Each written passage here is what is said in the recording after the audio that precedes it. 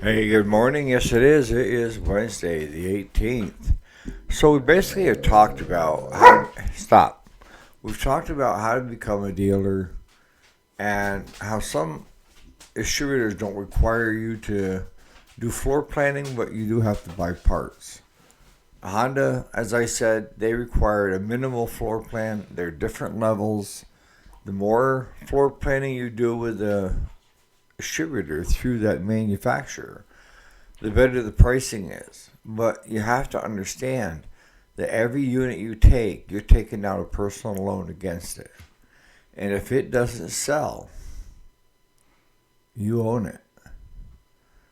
And I talked about how I feel about it. That with floor planning for me, what minimal I did is I had to let 3 of the 5 units go at cost just to get them cleared off the board. I didn't want to have to pay interest on it. I didn't want to pay anything on it. All I wanted was your friggin' parts, anyways.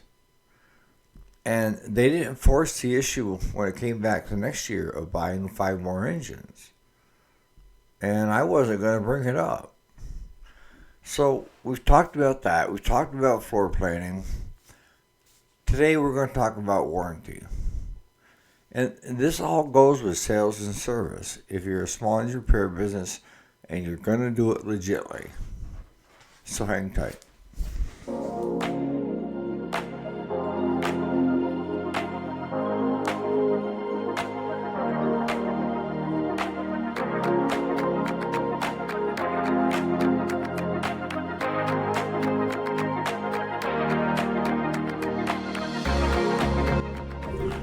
Alrighty, welcome back to the channel. My name is Eric, if you didn't already know it. And yes, today is the weekday, Monday through Friday. Today is Wednesday, December 18th. So, what are we talking about today? Well, as I explained 2 days ago and a day ago, I didn't think I was going to be able to cover them all by them, as a group, because I could go on for half a day on each one of them and the pros and cons. But you need to weigh out the pros and cons yourself. Don't take just my word for it. As you've heard me say more than once, I'm in the advice mode, all right? I will give you advice. Take what you can use, leave the rest. If floor planning is working great for you and you're selling a lot of units, I'm glad it works for you. But if you're a dealer and you're still sitting on units, clear them. Get them off the books. You know, as Busted said, donate them for raffles and get some advertising out of it. Do something, but don't let it sit there and draw interest, and you're paying on stuff that hasn't even been sold, right? But today is warranty, and warranty is where a lot of dealers make their money. All right, I'll be honest with you, that are floor planning and are selling units. You're going to get units that come through that are going to have issues. All right, that's a given. And most of your manufacturers, distributors, that are selling you those units, we'll take example of Cub Cadet MTD. All right, it comes to you in a crate. You got to put tires on it, maybe the deck on it, seat on it, some minor stuff, and set it out front for sale, right? Now, if you had somebody that put it together that didn't quite understand it, because in our area, I approached, let's say, Tractor Supply and said, you know what? Why don't you have your units come to me? And they're like, what? I said, why don't you have the crates be delivered to me? And I didn't talk to the local one, I talked higher up. And I said, this way, when it comes to me, I will put them together and I will deliver them to your local Tractor Supplies. And we all know that that unit is ready to go. I will make sure it has fresh oil in it. And if a customer ends up buying it, all Tractor Supply has to do, your stores, is add fuel or tell the customer you got to add fuel to it. Because I'll be honest with you, most customers want to hear it run. And to be really honest with you, my take on it is I want that machine running. I want to show that customer everything about that unit, how to handle it safely, how to use it safely, and what are the safety features on it. But it all has to be running right. So I would be the one to add the fuel to it and show them how to use it. And we were servicing 5 Tractor Supplies, and I'm very grateful for the work. But the thing was, and still is the one that normally takes care of that is in the receiving end. And that's unloading trucks and that. And most often as not, they don't fully understand the units. They don't know a lot about them other than they're a Cub Cadet or they're a bad boy or what have you, Troy built. And they're going by a sheet. And most customers that buy there aren't shown how to use stuff. And like I said, they farm a lot of that out to BOCES kids. BOCES kids. And hope for the best. But what ends up happening is if the belt gets put on wrong, gets put on outside the guards, the belt guards, it's going to chew that belt up. And if you take it to Cub Cadet warranty, at least when I did, the company would say, go ahead and replace it at our cost. I always told them that it wasn't their fault and it was their option. And if I put it in their court and they say, don't worry about it, put it through, here's the code I want you to use, and we want it to go through as warranty. Now, I always said, don't put me in a position where I have to lie.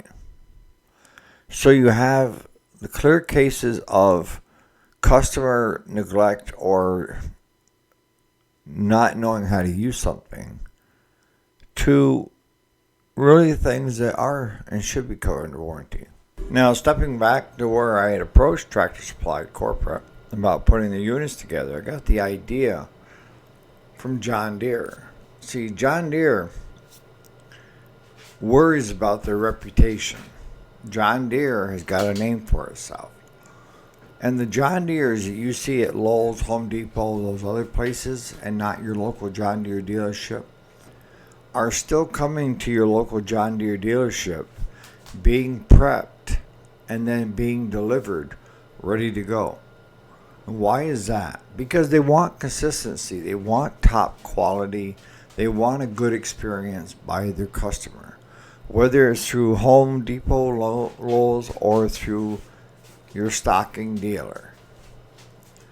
And I can tell you, if any warranty work has to go on with that unit, where is it going?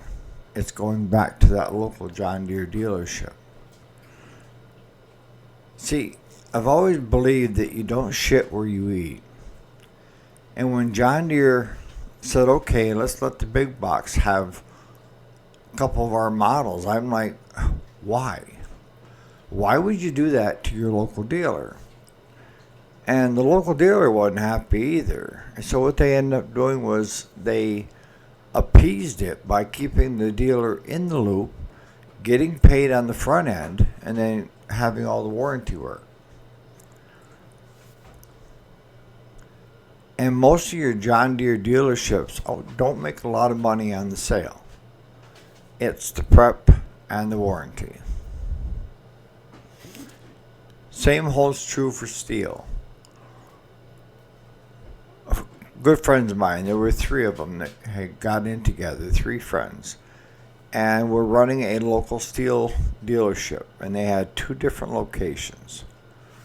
And they sold a lot of steel products, saws, chains, accessories, you name it. And they did the warranty work for steel. But when John Deere approached steel and said, hey, Why don't you sell that in our stores? And it showed up at our local John Deere dealership that they started selling steel products. I'm like, why? You've got a steel dealership in the area that is doing great for your company. Why would you do that? It's because greed. That's the only thing. Greed. You get two locations, and if you got a customer that hates the one store, they can go to the other one, I guess. I don't know. All right, so we're getting off track. So let's get back to warranty work. Warranty work is going to vary. For most of your bigger dealerships that are going to carry a lot of inventory when it comes to floor planning, most often the case, they will have 3 to plus whatever mechanics, right? And then above them, you have a service manager. And that service manager knows all the codes by heart, knows how to file the correct warranty work for that unit. And I'm taking John Deere. John Deere has their own service manager, and it's getting units lined up to and making sure that mechanics are working the whole time they're there and what units to work on. That's part of the service manager's job, but also a bigger part of the service manager's job, and that is to submit warranty claims. Because I can tell you right now, your bigger dealerships are submitting a lot of warranty claims. That is their bread and butter. It's not the sale of that unit. It's working on that unit to make any repairs. And as you and I have talked in the past, a lot of service managers are willing to fudge what's really going on. And I'm not going to say it's totally fudging, because I know a lot of times I would call the warranty department, because each brand has got their own warranty department, right? And you've got people that say yay or nay based on what you submit. And if that warranty department says, Eric, put it through his warranty, here's the code, take a few pictures, we'll put a asterisk by this customer that they're hard on equipment and we give them this, but the next time we're not going to give it to them, then I would do it that way. But see, here's the deal. If it's warranty due to a manufacturer defect, I will fight for my customer tooth and nail. That's a given. But if it's customer neglect or customer not knowing how to operate the unit, running into something, hitting the blade on something that's busted the blade, bent the blade, burnt the belt off because they weren't keeping the deck clean. There's so many things that the homeowner is responsible for that a lot of places don't tell the homeowner when they're buying the unit. All these places, the big box stores, look at is how many units can they push, and at the year-end bonus, right? And then you have that gray area in the middle, right? Where it's iffy one way or the other. And that's where a lot of times the warranty department will say put it through. Because most manufacturers want their customers to feel warm and fuzzy inside. Not me. If you're not that intelligent and you run over something with a blade on that lawnmower, I'm going to call you out on it and say, what the hell? How the hell did you hit that? And you know that that's not warranty, right? And they'll fight you up and down. Well, yes, it is warranty. I was told by, this big box store that it's covered 100%. Doesn't matter if it's my fault, their fault, whose fault, it's still covered under warranty. No, it's not. And then you have these extended warranties that are being sold by a lot of the big box stores, saying if you buy onto this warranty, it will cover everything. And the employees for those stores are getting paid at the end of the month by how many of those warranties they sell. But most of them aren't selling it the correct way. The correct way would be to tell the customer, look, if you buy the extended warranty plan from us, it's going to run at the same time your regular warranty is running. And anything that your regular warranty will not cover, we will not cover either. And a lot of times it's not worth having the extended. That's not how they sell it. They sell it, oh, if you get the extended warranty, it covers everything. Even if you do something like not checking the oil and it runs out of oil and the engine burns up, all you have to do is bring it back to the store and we'll swap it out. That's not how it works. That's not supposed to be how it works. And I'll be surprised if the stores are doing that. Because that's a good way to lose a lot of money, right? But you have somebody in that department that understands warranty, understands the codes, and knows how to submit to each distributor. All right? And when I say each distributor, each one is different. They are.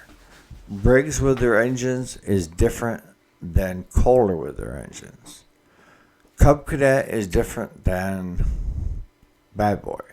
The list goes on, and there's some common things, but for the most part, you need to be on your game and stay up to date on how to file warranties with these companies and what their expectations are. Some require pictures, some require returning the parts that they sent new parts for, or if you had them on the shelf, they restocked. And the thing is, when you're doing warranty work, any parts that go on that unit, you don't make any money on. They just either send it to you or they replace what you've used off your shelf. They're only paying you for the hourly time that you're working on it, not parts. There is no markup on parts. Now, if you've watched prior videos that I put out on warranty work, you're going to find out, like I did, that close to 98% of all units that come through here, even if they're under warranty, are not warranty. 98%. Now, of that 98%, your bigger dealers, it's going to be closer to like 35%. Why is that? Because your bigger dealerships fudge a little bit. Your distributors are going to give those guys more gimmies because they're handling more units and selling more units for that distributor. If you're just a basic floor plan, then it's not going to happen. You have to take it case by case by case. Can you look at warranty as a cash cow? I don't personally think so. Why do dealers like the warranty, the bigger ones? Because it's guaranteed money. They haven't got to chase the customer around to get the money. They can send that back to the customer, and they're guaranteed usually net in 30. All right, so you get paid within 30 days. They will either send a check or deposit it in your business checking account. So when it comes to parts, sales, and service, you have to take warranty into consideration. It's up to you on how you want to run that warranty department of yours. And if you're first starting out, you're probably not going to get a huge floor plan, right? I hope you don't, because it's a personal loan, and if it doesn't sell, you still own it. And I know a lot of companies, a lot of friends of mine that are in the small engine, the outdoor power equipment, that have got units stacked 4 high. All of their profits are sitting in those units out there that aren't put together and aren't being sold. And if you ask them, they'll tell you they don't have time. What? Make time. Hire one or two people and just devote them to uncrating everything you've got, getting it sold, even if it's at cost, and getting that into liquid cash or disposable income that you can use to pay down this year's floor plan. Or, I mean, there's always, businesses can always use an influx of money from somewhere, right? But if it's sitting out in crates, you can't say that's money in the bank, right?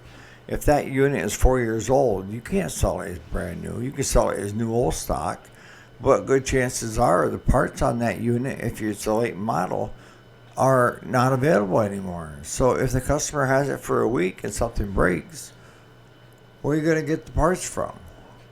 Unless you find somebody on eBay or Amazon that's stocking new old stock.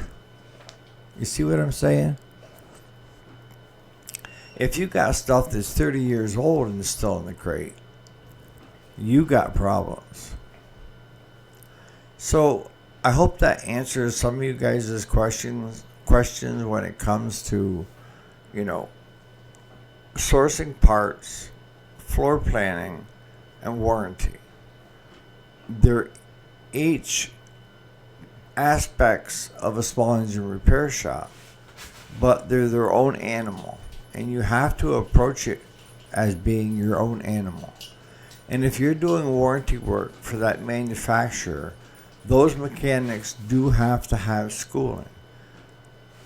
Most distributors want to make sure that whoever's doing the work is qualified. And that means attending their classes that they have. And does it cost you any money? Absolutely. Some classes are $2,000 per person. And it's a 2-day, a Saturday and Sunday. So you gotta pay to drive to it, which is the closest one to us is around 4 hours away. Alright? You can drive back that night and then back the following morning, but most people just take and they get a hotel in that close area. Because a lot of times they'll do it in a conference room of a motel or their service center, which is located usually close to cities like Albany. But it costs you as a owner, if you send 2 guys, you're going to have to pay for the class for 2 guys. And they become certified and able to work on that piece of equipment. Keep that in mind. I know a lot of them now are going to online classes, but last I knew they were still charging for it. And a lot of refreshers that I have to do, I can do it online. They give me a number to put in, log in, and that person is giving the warranty update can see that I'm there.